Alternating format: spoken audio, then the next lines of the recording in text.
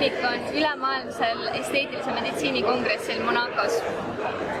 Ja oleme siin juba olnud 3 päeva, selle ajaga saime nii palju teadmisi juurde.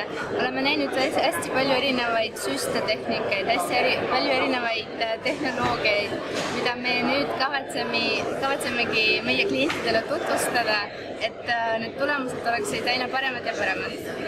Ilumaailm on tohutult suur ja siin messikeskuses 4 erineval korrusel on seda ka väga hästi näha, kuidas tohutult on erinevaid täitesüste, mesopreparaate, lasereid, IPL-e, kõike, põhimõtteliselt iluteenindaja paradiis.